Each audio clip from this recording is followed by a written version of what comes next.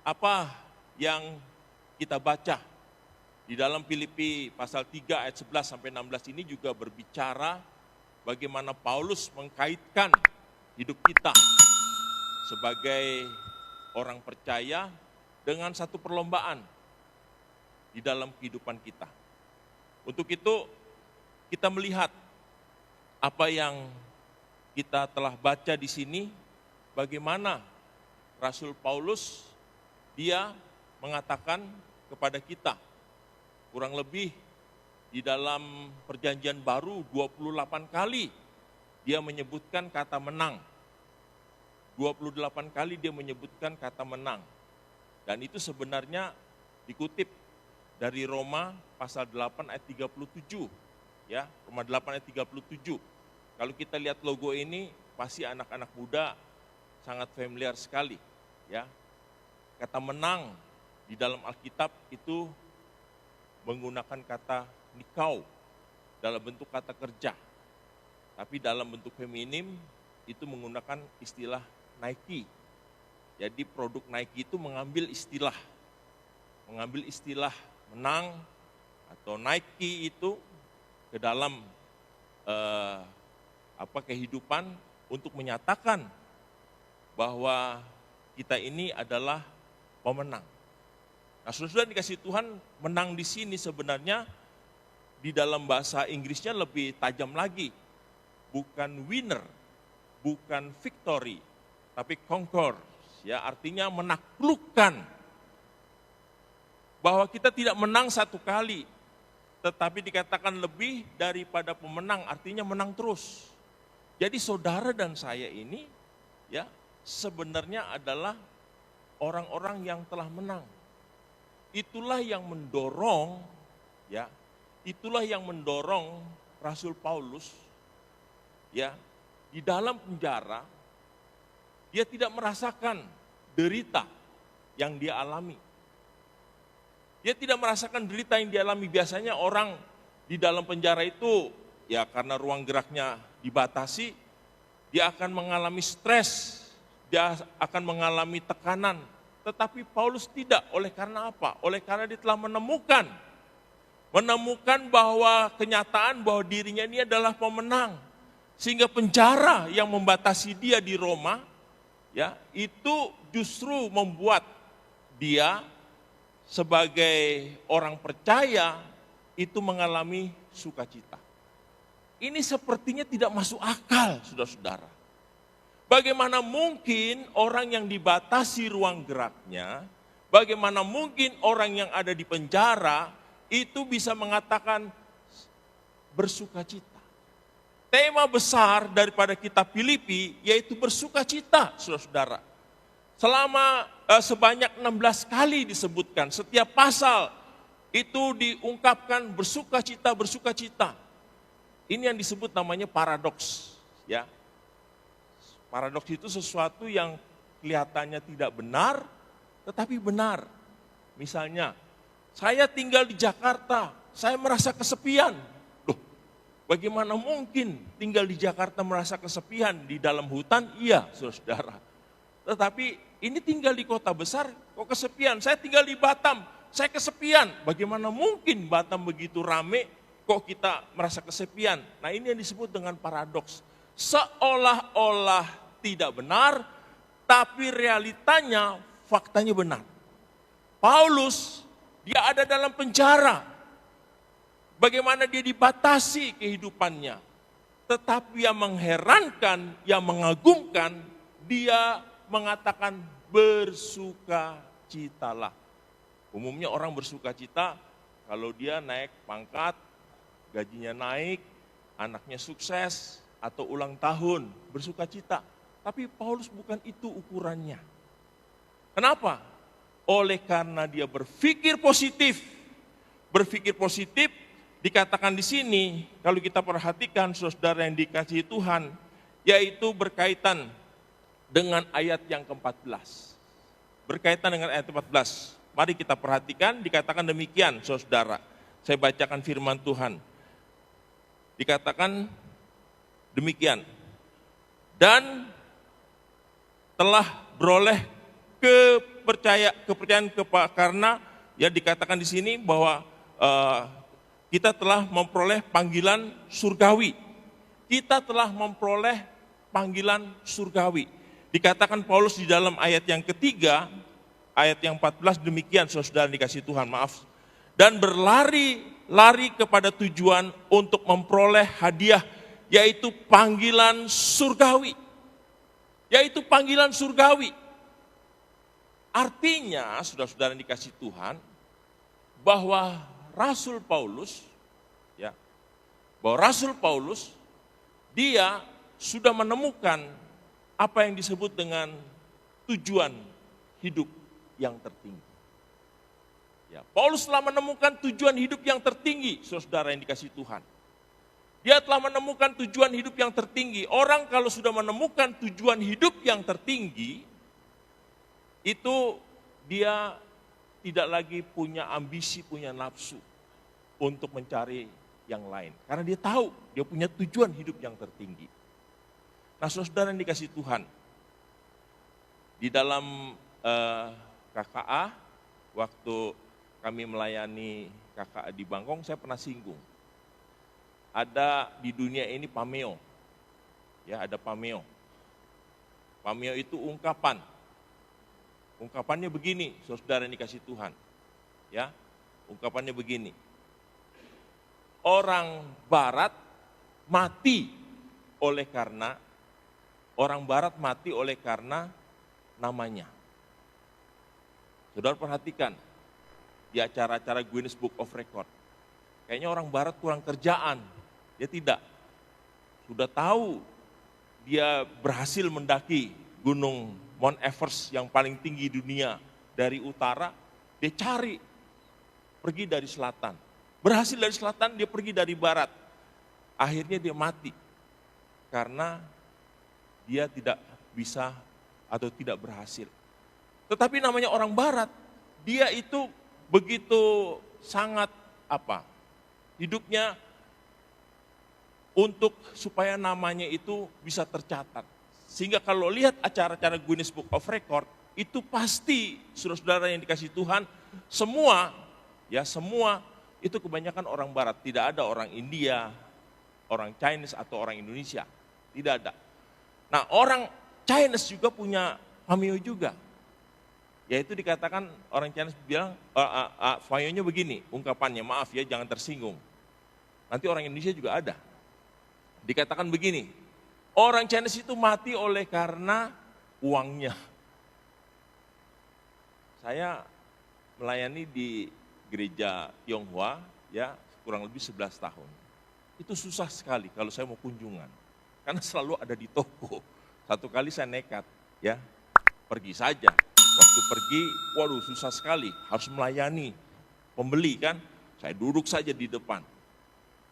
Habis kalau saya tunggu waktu dia nggak bisa-bisa, saya duduk di depan. Wah, ketika saya di depan, dia keluarkan itu kaleng cat yang ukuran besar itu. Saya lihat dalamnya uang logam semua. Ya, pas ada orang tukar uang. Begitu orang tukar uang, dia raup. Lalu bunyilah uang itu. Lalu saya bilang, Kim, sepertinya uang logam ini bunyinya lebih merdu ya dari musik gereja ya, saya bilang begitu. Terus encingnya itu, jangan begitu Boksu. Saya bilang hati-hati loh Cim, ya Cim banyak duduk, nanti kena ke ginjal. Nanti Cim kerja keras, dokter yang nikmati. Itu orang Chinese, orang Indonesia juga ada ungkapannya saudara. Orang Indonesia mati oleh karena apa? Orang Indonesia mati oleh karena mimpinya. Makanya togel laku. Gak mau kerja keras, tapi mau cepat kaya. Ya. Nah ungkapan-ungkapan ini sebenarnya kelihatannya ya tidak benar, tapi banyak begitu.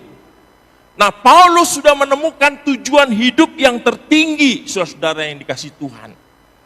Dia sudah menemukan tujuan hidup yang tertinggi, oleh sebab itu dia ingin membagi rahasianya kepada kita. Bagaimana dia bisa menjadi seorang pemenang di dalam kehidupannya. Ada 4 hal di dalam bacaan kita. Di Filipi pasal 3 ayat 11 sampai 16, ayat yang ke-10. Yang pertama dikatakan di sini, yang ku kendaki ialah mengenal Dia. Yang ku kendaki ialah mengenal Dia. Yang pertama, Paulus ingin membagikan rahasianya supaya hidup menang kepada kita, yaitu supaya kita jangan cepat puas. Yang ku kendaki ialah mengenal Dia di dalam kuasa kebangkitannya. Saudara yang dikasihi Tuhan, John Stott pernah berkata begini. John Stott almarhum, seorang yang luar biasa dipakai Tuhan dalam bidang pendidikan, teologi. Dikatakan, if you stop to learn, you stop to grow. Bila kita berhenti belajar, maka kita berhenti untuk bertumbuh. Oleh sebab itu Paulus, walaupun dia punya latar belakang yang luar biasa, sejak peristiwa di Damsyik ketika dia bertobat, dia terus belajar untuk mengenal Yesus, saudara dikasihi Tuhan. Yang ku kendaki yang mengenal Dia, yaitu di dalam kuasa kebangkitannya. Nah, saudara yang dikasihi Tuhan, sebentar kita akan berdoa untuk saudara yang terlibat dalam pelayanan KKA. Itu adalah sarana untuk kita lebih mengenal Yesus di dalam kehidupan kita. Kita belajar siapa itu Yesus, sehingga semakin kita mengerti dan mengenal siapa Yesus dalam hidup kita, maka kita akan sama seperti Paulus. Kita akan tahu tentang Yesus yang menyelamatkan kita. Paulus puas setelah mengenal Yesus di dalam kehidupannya, saudara-saudara. Tetapi dia haus untuk selalu mengenal Yesus. Yang ku kendaki yang mengenal Dia di dalam kuasa kebangkitannya. Untuk itu saudara dikasihi Tuhan, biarlah kita terus rindu untuk kita belajar supaya kita bertumbuh. If you stop to learn, you stop to grow. Jika kita berhenti belajar, kita berhenti untuk bertumbuh. Amin. Aminnya kecil. Amin. Tegang amat sih ya. Ada yang salah dengan saya kah? Ya? Iya. Itu yang pertama. Yang kedua, rahasia yang mau dibagikan Paulus yang kedua, yaitu bahwa kita harus memiliki fokus di dalam hidup kita. Dikatakan gini, aku melupakan apa yang telah di belakangku dan mengarahkan, ya, mengarahkan. Kata mengarahkan lebih tepat, di situ menggunakan kata merentangkan. Atlet merentang. Kalau start nggak ada yang begini, saudara, nggak ada. Atau tenang-tenang begini nggak ada. Pasti dia mengambil sikap standby untuk lari. Itulah yang digunakan Paulus, mengarahkan, merentangkan tubuh. Ya, saudara dikasihi Tuhan, saudara siap? Sama seperti nanti teman-teman yang kita mau doakan, baik itu wanita bijak, wanita GSJA Tesalonika, maupun KKA, maupun pemuda dan remaja, itu juga siap merentangkan. Ya, mau lari berapa speednya? Mau lari berapa?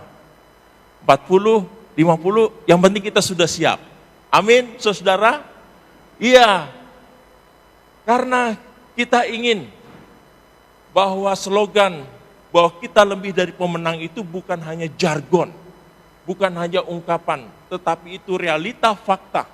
Dan saudara dipakai oleh Tuhan untuk memuliakan Tuhan, diberi kesempatan untuk kita sama-sama harus fokus kepada apa yang kita ingin capai.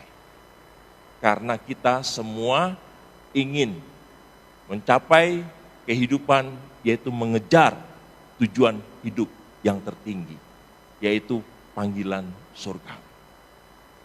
Yang ketiga, itu kita harus memiliki tekad yang kuat. Dikatakan di sini kita berlari-lari.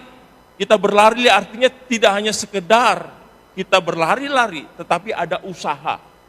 Ada usaha Ada usaha untuk kita mengejar ketertinggalan kita. Usaha sungguh-sungguh untuk kita untuk mendapat hadiah panggilan surgawi. Orang percaya, ya dikatakan di sini, dia harus berusaha, berlari dengan tekad yang bulat. Dengan tekad yang bulat. Tidak santai-santai, saudara-saudara. Ya, kebanyakan kita mengatakan hidup mengalir saja. Kalau mengalirnya bagus, ke tempat yang jernih, tapi kalau mengalirnya ke selokan, ke got, bau, saudara. Oleh sebab itu, yang ketiga, di dalam hidup kita harus punya tekad yang kuat. Tekad yang kuat untuk kita berlari untuk memperoleh kemenangan. Tetapi kita harus punya tekad yang kuat. Tekad yang kuat. Nah, saudara dikasih Tuhan, di KKA juga kita harus punya tekad yang kuat.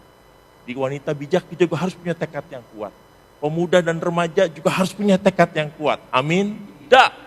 Karena kita sudah tahu bahwa kita sedang mengejar panggilan surgawi. Itulah tujuan hidup kita yang tertinggi. Amin. Itu tujuan hidup kita yang tertinggi, yaitu panggilan surgawi, saudara-saudara. Ada cerita seorang yang kaya, dia seorang pengusaha besar dengan sopirnya. Lalu dua-duanya meninggal. Ketika yang kaya itu dibawa malaikat, sama-sama masuk surga, saudara. Dia lihat ya di surga, ada rumah yang megah. Ada rumah yang megah. Kalau di Jakarta itu daerah Kepala Naga itu ya, itu di Pantai Indah Kapuk atau di Pluit itu. Pantai Indah Naguk itu Kepala Naga itu. Lalu perutnya itu Pluit. Jadi banyak orang cari rumah di situ. Wow, rumahnya megah-megah. Lalu bos ini bilang, itu pasti rumah saya. Karena rumah saya di dunia ini itu sama seperti itu. Lalu dia tanya, betul kan Pak Malaikat? Siapa bilang itu rumah kamu? Itu rumah Taryono, supirmu. Hah? Itu bukan rumah, itu rumah supirmu Taryono. Maaf ya kalau ada nama Taryono. Saya harap tidak ada, supaya saya jangan diprotes. Kok bisa? Ya bisalah. Karena sepanjang hidupnya dia di dunia, tiap minggu dia kirim material ke surga, dia kirim paku, dia kirim barang-barang sehingga kita bangun rumahnya. Jadi ketika dia sudah harus datang kembali ke surga, inilah upahnya. Upahnya bukan lagi tinggal di rumah RSSSSS, rumah sangat sempit sekali, susah selonjor. Bukan, ya. Tapi tinggal di rumah elit. Karena dia rajin kirim material. Nah, jadi saudara, ya, rajin-rajinlah kirim ke material ke surga, saudara. Supaya rumah kita di sana itu, ya, indah dan luar biasa. Oasis ini nggak ada di Alkitab, ada di dalam Alkitab. Ya, bukan materialnya, tapi upah kita besar di surga dengan diberikan mahkota. Jangan pergi ke surga kepalanya gundul, saudara. Masuk surga tapi gundul, tidak ada mahkota. Oleh sebab itu Tuhan baik memberi kesempatan kepada kita untuk kita bertekad bulat mengejar. Bukan mengejar supaya rekening kita makin besar, saving kita makin besar, harta kita makin, bukan. Tapi mengejar bagaimana kita mau mengejar panggilan surgawi. Karena kita sudah punya tujuan hidup yang tertinggi. Amin. Yang terakhir, kalau yang terakhir saudara tarik nafas panjang, aman, ya, aman. Nah saudara, orang yang berpikir tentang surga, menurut C.S. Lewis, itu orang yang sangat kreatif. Dikatakan sejarah mencatat, bahwa orang-orang Kristen yang paling banyak berkarya di dunia ini adalah mereka yang paling banyak memikirkan tentang surga. Coba saudara selidiki, ya. para penemu sains, rata-rata mereka orang yang sungguh-sungguh. Dalam bidang seni, Leonardo da Vinci, itu orang sungguh-sungguh yang melukis ya, the last perjamuan terakhir. Itu orang yang sungguh-sungguh. Masih banyak orang yang sungguh-sungguh. Kalau orang yang senantiasa berpikir tentang surga, dia akan lebih kreatif, dia akan lebih banyak berkarya. Karena dia tahu bahwa hidupnya bukan untuk dirinya sendiri, tetapi hidupnya yaitu untuk memuliakan nama Tuhan. Ini sekarang yang terakhir, sungguh-sungguh terakhir, saudara. Ya, karena kita ada perjamuan kudus, nggak boleh lama-lama. Yang terakhir, yaitu kita harus punya disiplin. Kita harus punya disiplin. Tidak cukup pelari berlari sekuat tenaga, tetapi juga dia harus mematuhi peraturan. Ya, saya membaca seorang atlet balap sepeda. Dia sudah juara 2 kali. Ya, Tour de France. Mungkin tahu balapan sepeda Tour de France. Itu dia sudah juara 2 kali, dia ingin juara 3 kali. Dia takut tidak juara dan namanya tidak tercatat sebagai orang yang pernah 3 kali juara di Tour de France. Akhirnya apa? Dia tidak mengikuti aturan. Dia minum doping, saudara. Dia juara, tapi begitu diteliti, ternyata dia menang tidak jujur. Karena apa? Karena dia menggunakan doping. Dia tidak ikuti aturan. Oleh sebab itu, saudara-saudara, yang keempat, untuk kita menjadi pemenang, kita harus disiplin. Disiplin dalam bacaan kita, disiplin dalam pergaulan kita, disiplin dalam tontonan kita, disiplin dalam segala hal. Ya, kita harus disiplin.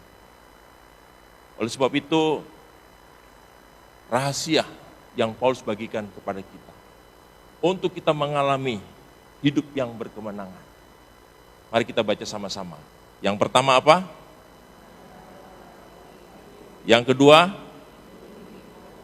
Yang ketiga? Yang keempat? Sebentar kita akan sama-sama masuk di dalam perjamuan kudus. Mari kita memuji Tuhan. Lagu yang kita nyanyikan tadi, karya terbesar.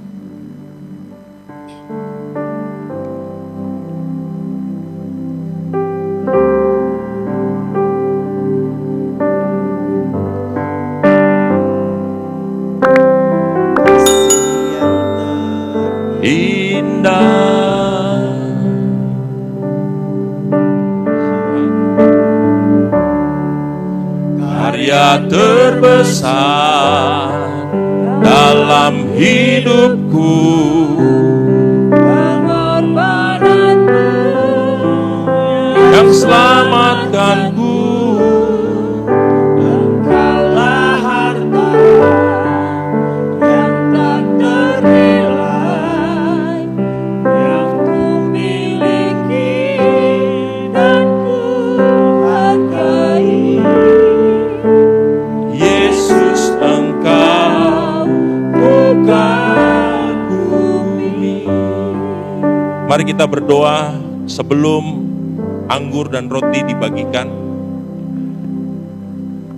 Bapa kami yang di sorga, dikuduskanlah namamu, datanglah kerajaanmu, jadilah kehendakmu di bumi seperti di sorga. Berikanlah kami pada hari ini makanan kami yang secukupnya, dan ampunilah kami akan kesalahan kami, seperti kami juga mengampuni orang yang bersalah kepada kami. Dan janganlah membawa kami ke dalam pencobaan, tetapi lepaskanlah kami daripada yang jahat. Karena Engkaulah yang empunya kerajaan dan kuasa dan kemuliaan sampai selama-lamanya. Sambil unsur-unsur ini dibagikan, mari kita sama-sama kembali memuji Tuhan dengan satu pujian pada satu bukit. Pada satu bukit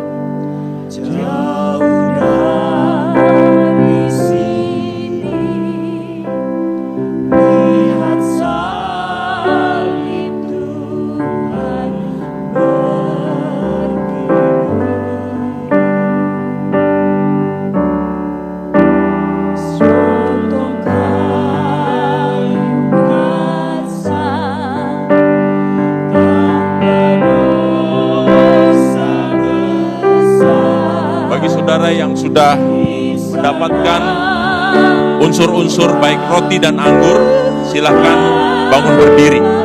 Yang sudah mendapatkan unsur-unsur baik anggur dan roti, silahkan berdiri. Yang belum tetap menduduk sambil anggur dan roti dibagikan oleh para petugas.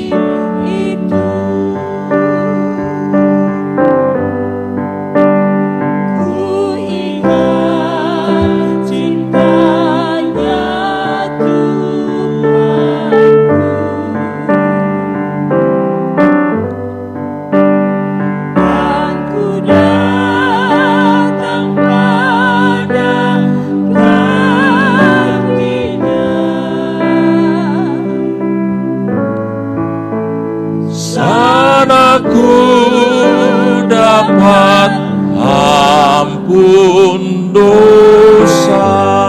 Dari kayu salib mengalir darahnya. Dari kayu salib mengalir darahnya. Waktu Yesus disengsarakan,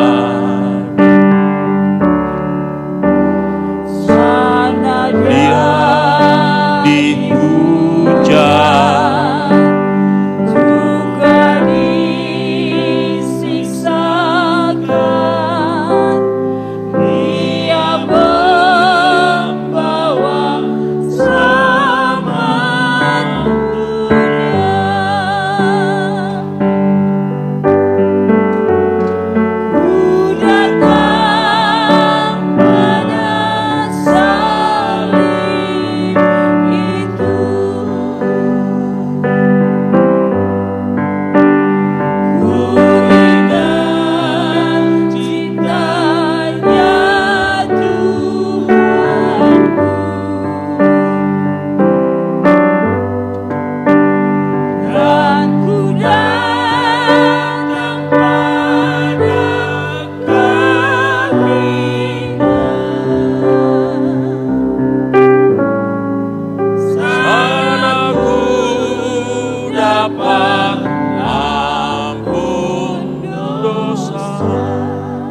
Jemaat yang dikasihi Tuhan, kita akan melaksanakan perjamuan kudus. Angkatlah roti di tangan kananmu. Apa yang telah kuterima, kuteruskan dari Tuhan, yaitu bahwa Tuhan Yesus pada malam waktu ia diserahkan, ia mengambil roti dan sesudah itu ia mengucap syukur atasnya. Lalu ia memecah-mecahkannya dan berkata, inilah tubuhku yang diserahkan bagi kamu. Perbuatlah ini untuk menjadi peringatan akan aku. Mari kita sama-sama dengan iman, kita akan makan roti ini dalam nama Tuhan Yesus.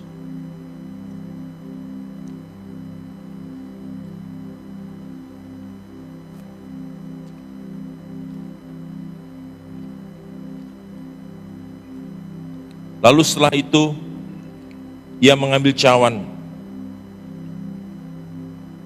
dan dia berkata, cawan ini adalah perjanjian baru yang telah dimateraikan oleh darahku.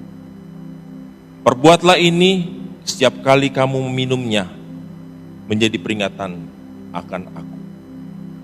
Sebab setiap kali kamu makan roti dan minum cawan ini, kamu memberitakan kematian Tuhan sampai ia datang. Sebelum kita akan minum cawan yang melambangkan akan darah Yesus, saya memberi kesempatan kepada jemaat yang dikasihi dan mengasihi Tuhan Yesus Kristus untuk berdoa secara pribadi di hadapan Tuhan. Mungkin ada permohonan, permintaan kerinduan, atau pergumulan yang paling dalam. Baik saudara-saudara yang ada di dalam gereja ini maupun yang ada di rumah. Saudara diberi kesempatan sebelum minum akan anggur perjamuan ini, mari kita berdoa dari hati yang dalam secara pribadi.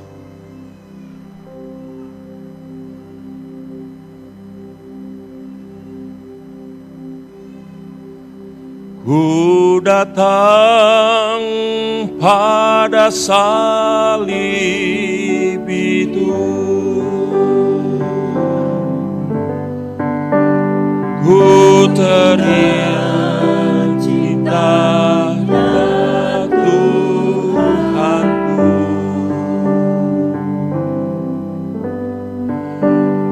dan ku datang pada kakinya, sana ku dapat ampun dosa. Mari kita berdoa. Ya Tuhan Yesus, terima kasih untuk anugerah keselamatan yang Kau berikan kepada kami, sehingga kami boleh mengalami karya keselamatan. Semua itu terjadi oleh karena pengorbanan Yesus di atas kayu salib bagi kami semua. Dan pada saat ini kami berdiri di hadapan-Mu. Kami bersama-sama umat-Mu di gereja ini, baik yang ada di gedung gereja ini maupun di rumah, mengangkat tangan kami dengan unsur anggur di tangan kami. Kami percaya bahwa Tuhan Yesus yang telah mati di atas kayu salib, yang darahnya tertumpah, dan Engkau Allah yang telah menyelamatkan kami. Dan kami percaya bahwa bilur-bilur Yesus yang sudah Engkau tumpahkan di atas kayu salib, kiranya sungguh boleh menjadi bagian yang tidak terpisahkan dalam kehidupan kami. Sehingga apapun yang sedang kami dambakan dan rindukan, kami percaya bahwa Tuhan akan mendengar seruan doa yang kami panjatkan dari hati yang terdalam. Mari saudara yang dikasihi Tuhan, dengan iman, dengan mengucap syukur dan yakin percaya, kita sama-sama akan minum anggur ini dalam nama Tuhan Yesus. Marilah kita sama-sama mengangkat syukur kepada kita dengan bersuara. Kita sungguh-sungguh bersyukur kepada Tuhan untuk kasih anugerahnya yang ajaib dalam kehidupan kita. 1 menit saya beri kesempatan kita sama-sama mengucap syukur kepada Tuhan dengan bersuara. Kami sungguh memuji Engkau ya Tuhan untuk segala karya dan kebaikan buat hidup kami, sehingga kami boleh menerima anugerah keselamatan. Bahkan Engkau memberikan kesempatan bagi kami untuk kami sama-sama berdiri menikmati perjamuan di gereja-Mu, di rumah-Mu, di tempat ini. Biarlah apa yang kami lakukan itu berkenan di hadapan Tuhan, dan setiap hal yang kami boleh minta, Tuhan sendiri yang kiranya sungguh boleh memberkati kami. Terima kasih Tuhan Yesus, terima kasih. Dalam nama Tuhan Yesus kami berdoa. Kita sama-sama katakan, saudara yang dikasihi Tuhan Yesus Kristus, hari ini tanggal 7 Agustus kita bersyukur oleh karena setelah melewati pandemik yang cukup panjang, kurang lebih 2 tahun, maka kita berkesempatan untuk mengkonsolidasi kembali pelayanan yang ada di GSJ Tesalonika Batam.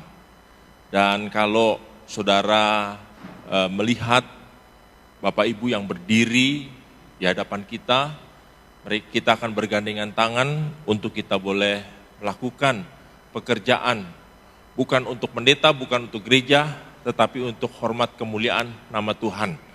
Karena kita ingin bersama-sama mencapai panggilan surgawi, karena itu tujuan hidup kita yang tertinggi.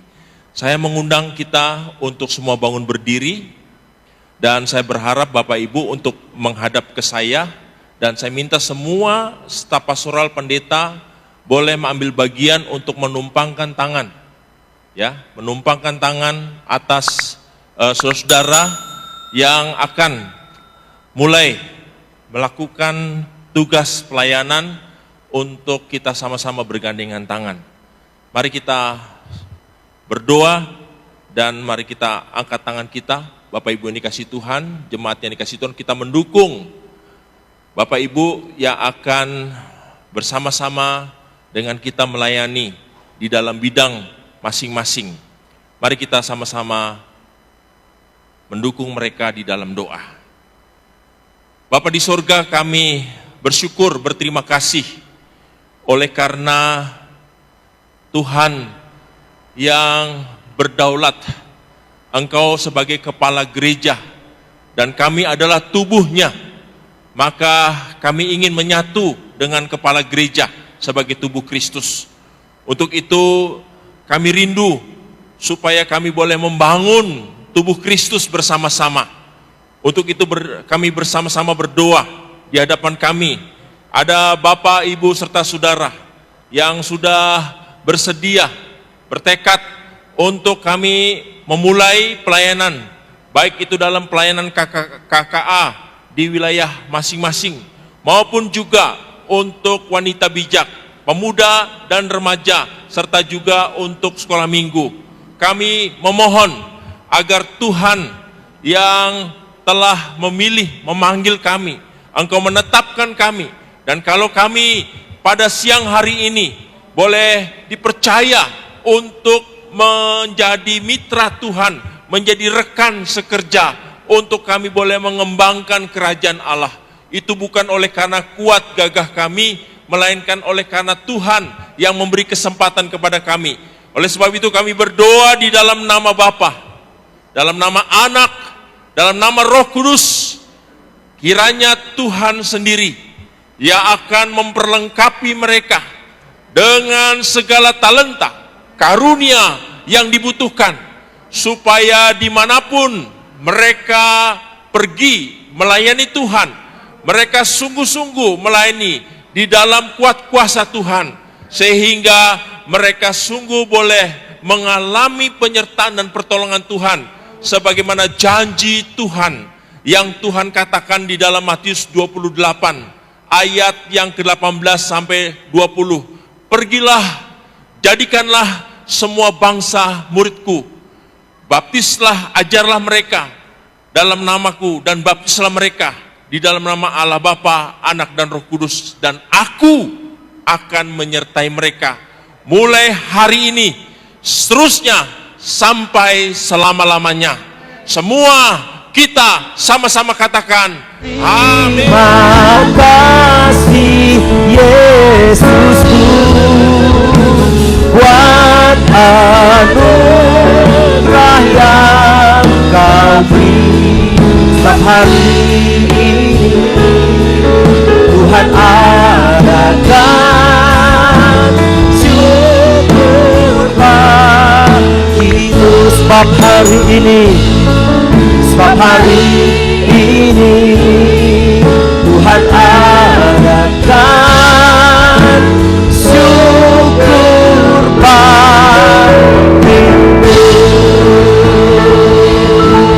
Tuhan Yesus memberkati, selamat hari Minggu.